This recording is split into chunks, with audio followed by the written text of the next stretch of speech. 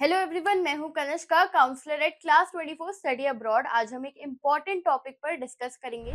UK university admission process 2026 के अंदर जो भी अनएक्सपेक्टेड हर्डल्स आ रहे हैं स्टूडेंट को, जो भी आपको फेस करने पड़ रहे हैं इश्यूज, उनके बारे में आज हम डिस्कस करेंगे। आपको लगता होगा एडमिशन प्रोसेस काफी सिंपल है। एप्लीकेशन अपन ने करी, डॉक्यूमेंट्स हमने भेज दिए, ऑफर लेटर कर लिया और फिर वीजा अप्लाई कर लिया, ये आपका पूरा एप्लीकेशन हो गया। लेकिन ये सच नहीं है। इसके अंदर काफी सारे आपको हिडन चैलेंजेस आ सकते हैं और यही हम आपको हेल्प करते हैं। क्लास 24 के काउंसलर जो है वो आपको हेल्प करते हैं आपकी पूरी स्टडी अब्रॉड जर्नी को एक स्ट्रेस फ्री बनाने के लिए और काफी स्मूथ प्रोसेस करने के लिए। तो अगर आप भी प्लान कर रहे हो तो नीचे दिए गए नंबर पर या तो कॉल करो या फिर डिस्क्रिप्शन में जो लिंक है फॉर्म को फिल करना। अब यहाँ पे सबसे पहले क्विक रिकैप ले लेते हैं। तो यूनिवर्सिटी का जो भी आप एडमिशन स्टेप्स रहते हैं उसमें आप सबसे पहले कोर्स और यूनिवर्सिटी शॉर्टलिस्ट करते हो, अपनी एप्लीकेशन करते हो यूकेएस या फिर यूकेएस के थ्रू या फिर डायरेक्टली। अब उसके बाद आप एलओआर करते हो, एसओपी अपना सबमिट करते हो, ये सारे डॉक्यूमेंट्स आप अटैच करते हो। अब जो ऑफर लेटर है वो जब आपको मिलता है तो या तो आपको कंडीशनल मिलेगा या अनकंडीशनल ऑफर लेटर मिलता है। अब आपको इसके बाद जो स्टेप है वो मिलता है कैश, यानी कि आपका confirmation of acceptance for studies. उसके बाद आप अप्लाई करते हो वीजा एप्लीकेशन के लिए थ्रू यूकेवीआई। अब उसके बाद आपका ट्रैवल होता है, जो भी आपका अराइवल प्रोसीजर होता है ये रहता है। अब ये आपको काफी ज्यादा सिंपल लगता है लेकिन ऐसा नहीं है। अब इसी पूरे प्रोसेस के बीच में हिडन हर्डल्स भी आते हैं, काफी सारे चैलेंजेस आते हैं जिसके बारे में हम बात करेंगे। यूके यूनिवर्सिटी में कंपटीशन काफी हाई हो चुका है, ये चीज मैंने अपने पहले भी वीडियो में आपको बताया है। एप्लीकेशन जो है वो काफी ज्यादा आती है और प्रोसेसिंग टाइम जो है वो भी काफी ज्यादा लगता है। इसलिए अगर आप लेट अप्लाई करोगे तो आपका जो ऑफर लेटर है वो डिले हो जाएगा। ये सब होता है आपके वर्स्ट केस में जब आपके इनटेक्स मिस हो जाते हैं। और यही अगर आपका सितंबर इनटेक मिस हो गया है तो नेक्स्ट सितंबर के लिए वेट मत करो, जैन इनटेक के लिए अप्लाई करो। अब यहाँ पे एक छोटी सी स्पेलिंग मिस्टेक भी होती है कई बार डॉक्यूमेंट वेरिफिकेशन में अगर आप जाते हो तो, या फिर डेट मिसमैच हो जाता है तो ये भी एक रिजेक्शन का रीजन हो सकता है और आपका डिले का रीजन हो सकता है।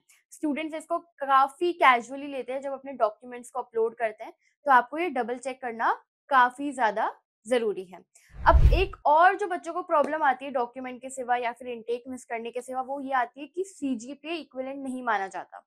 अब ये जो स्टूडेंट्स है ये काफी कंफ्यूज हो जाते हैं यहाँ पे, क्योंकि इंडिया में क्या होता है 60% जो है वो एवरेज माना जाता है, लेकिन यूके में सेम स्कोर को 2:1 ऑनर्स या 6.5 सीजीपीए के बराबर माना जाता है। हर यूनिवर्सिटी का अपना कन्वर्जन बहुत अलग होता है, उनका जो कन्वर्जन चार्ट है वो काफी अलग होता है। तो जो भी आपकी ट्रांसक्रिप्ट है वो अपने प्रोफेशनल एवेल्युएशन करवाओ, उसका एक प्रॉपर एवेल्युएशन करवाओ अपने काउंसलर से डिस्कस करके, ताकि आपको एक क्लियर आइडिया हो कि आप एलिजिबल हो या नहीं। अब जो फोर्थ प्रॉब्लम जो बच्चों को आती है वो आती है एलओआर। जो आपने लेटर ऑफ रिकमेंडेशन अपने यूनिवर्सिटी से लिया है उसकी जो क्वालिटी है वो अच्छी नहीं है। उसका मतलब ये है कि वो काफी जेनेरिक है। अब आप उसको सबमिट कर देते हो तो यूनिवर्सिटी ऐसे एलओआर को सीरियसली बिल्कुल भी नहीं लेती। अब यहाँ पे आपको क्या करना होगा, एक डिटेल एलओआर आपके पास होना चाहिए। अब उसमें आपका पर्सनलाइज एलओआर होना चाहिए, जैसे कि आपके प्रोफेसर्स जो हैं वो आपने जो प्रोजेक्ट्स किए हैं, एकेडमिक स्ट्रेंथ जो है आपकी, आपका जो करेक्टर है उसके एग्जाम्पल्स दे सकते हैं। तो ये जो एलओआर है इसको काफी स्ट्रॉन्ग माना जाता है। अब जो फिफ्थ प्रॉब्लम आती है लोगों को वो आती है एसओपी में और क्रेडिबिलिटी इंटरव्यूज के अंदर। अब यहाँ पे जो एसओपीज है यानी कि जो आपका स्टेटमेंट ऑफ पर्पस है और यूकेवीआई के जो क्रेडिबिलिटी इंटरव्यूज है, वो दोनों ही मोटिवेशन जज करते हैं आपका। अगर एसओपी आपका अच्छा नहीं है या इंटरव्यू में आप कंफ्यूज लगते हो, कॉन्फिडेंट नहीं हो, तो आपके जो डाउट्स है वो क्रिएट हो जाते हैं और उनको लगता है कि आप एक जेन्युइन स्टूडेंट नहीं हो। तो आपको अपना मॉक इंटरव्यू को अच्छे से प्रैक्टिस करना होगा, एसओपी अच्छे से लिखना होगा। अगर आपको एसओपी के लिए गाइडेंस चाहिए या इंटरव्यू के लिए भी गाइडेंस चाहिए तो आप हमारे काउंसलर से कनेक्ट कर सकते हो। अब यहाँ पे यूकेवीआई के हिसाब से आपको ट्यूशन फीस जो है उसके साथ आपको लिविंग कॉस्ट का भी प्रूफ देना होता है। फंड्स जो आपके होते हैं वो आपको मिनिमम 28 डेज तक बैंक अकाउंट में रखने होते हैं। तो प्रॉपर बैलेंस को मेंटेन करना बहुत जरूरी है। जो आपका स्पॉन्सरशिप है, आपका जो एजुकेशन लोन है, इसके जो पेपर्स होने चाहिए वो रेडी होने चाहिए। लास्ट मिनट में कोई भी गैप जो आपका फंडिंग होती है वो नहीं दिखनी चाहिए उन्हें, क्योंकि वो काफी ज्यादा सस्पिशियस लगता है। अब हम बात करते हैं अकोमोडेशन की, तो सबसे ज्यादा डिमांड है और यहाँ पे प्रॉब्लम ये है कि सप्लाई कम है, क्योंकि इमिग्रेशन बढ़ रहा है। तो यहाँ पे आपको जल्दी अप्लाई करना होगा और अगर आप जल्दी अप्लाई करोगे तो आपको कम एक्सपेंसिव होगा। ये आपको हेल्प करता है आपका थोड़ा बजट भी मैनेज करने में।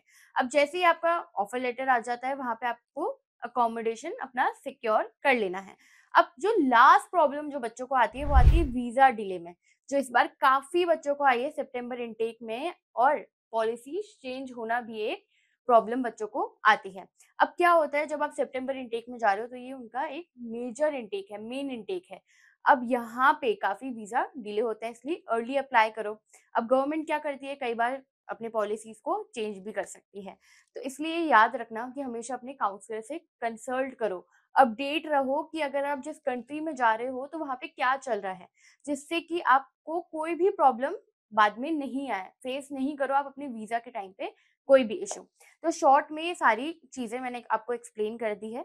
अब यहाँ पे अगर आपको कोई भी डाउट है, अभी भी कोई भी कन्फ्यूजन है, तो आप मुझसे कमेंट सेक्शन में पूछ सकते हो। और अगर आप प्लान कर रहे हो यूके जाने का या किसी भी कंट्री में, या कन्फ्यूज़ हो, आप हमारे काउंसलर्स को कॉन्टैक्ट कर सकते हो, जो आपको हेल्प करेंगे आपकी पूरी स्टडी अब्रॉड की जो जर्नी है वो सिंपल बनाने में, कि आपके लिए कौन-सा बेस्ट यूनिवर्सिटी है, बेस्ट कंट्री कौन-सी है, कौन से कोर्स के लिए आपको जाना चाहिए।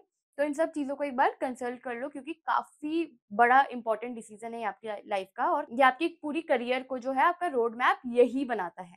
तो ये चीज़ें आपको ध्यान में रखनी है। अगर आपको ये वीडियो अच्छा लगा तो चैनल को सब्सक्राइब करना मत भूलना, और साथ ही में अगर आपके फ्रेंड्स बाहर जा रहे हैं या आपकी फैमिली में कोई बाहर जा रहा है, तो उन्हें शेयर करना भी मत भूलना, क्योंकि काफ़ी इम्पोर्टेंट है उन लोगों के लिए जो स्टडी अब्रॉड के लिए प्लान कर रहे हैं। तो इसी के साथ मिलते हैं अगली वीडियो में। Thank you so much.